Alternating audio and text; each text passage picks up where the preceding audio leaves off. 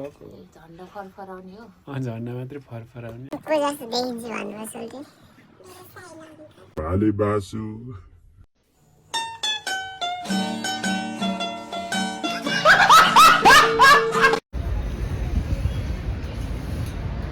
Hello साथीहरू, good morning everyone. उज्यालो भयो, भाले बासो। म नि उठेर अब तातो पानी खाइसकेँ। म चाहिँ होइन, अब जाडो सिजन छ, त्यही भएर ओछ्यान छोड्न सकिरहेको छैन। त्यही पनि अब छोड्ने कोसिस गर्दैछु। अब आज चाहिँ म कता कता घुम्दै हिँड्ने मेरो प्लान छ। त्यही भएर बिहानदेखि नै अब मेरो चाहिँ ब्लग सुरु भइसकेको छ। अब कहाँ जान्छु भरे भिडियोबाट तपाईँहरूले देख्न सक्नुहुनेछ होइन। अहिले चाहिँ म केही पनि भन्दिनँ, पछि तपाईँहरूलाई भिडियोमा सबै दिएँ। भान्जी, भाउजू, भाइ भाइ के छ भाउजू भन्नु पर्ने? भान्जी के छ भन्नु पर्ने? भन्नु त धेरै थियो, अब भनिदिनुहोस्। लाज भयो, तपाईँले धेरै पछि देखेर लाज लाग्यो।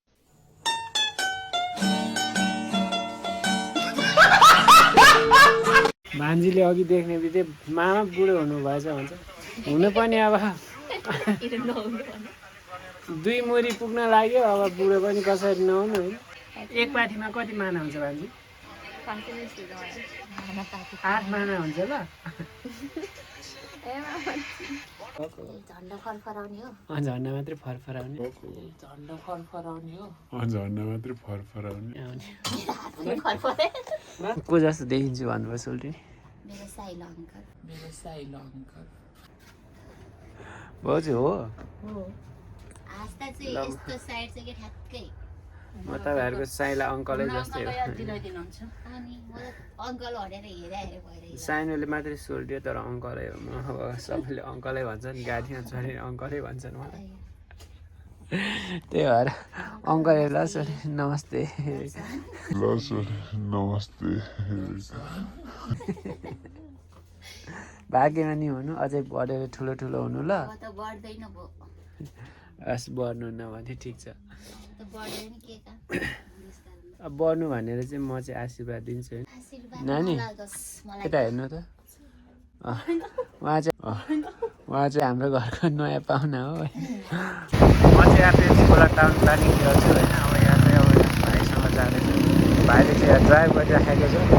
खतरा चिसो रहेछ, खतरा हावाले त डेन्जर हान्ने रहेछ। मनोहरा पुल पेप्सीकोला चोक भइसकेको छ। अब यहाँबाट चाहिँ हामी म चाहिँ चुच्चेपाटीतिर छु। हजुर चुच्चेपाटी भिडियो गर्ने पाचालाई नि निमसिया हक्लकै देवासभामै नाम चाहिँ लुम्नु पऱ्यो। फुल हाल्नु चुच्चेपाटी 3 लिटर। कति लिटर गयो? 7 लिटर। आएको छैन नि 1100।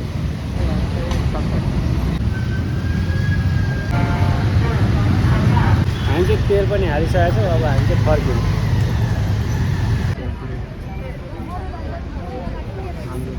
बुद्धस्तूप कति राम्रो, धेरै सुन्दर छ होइन। सबैजना हेर्नको लागि भने मान्छेहरू चाहिँ धेरै आइराखेको हुन्छ।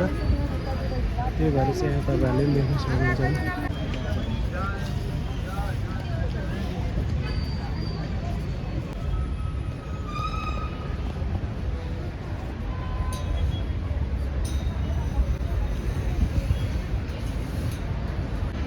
स्वयम्भूनाथ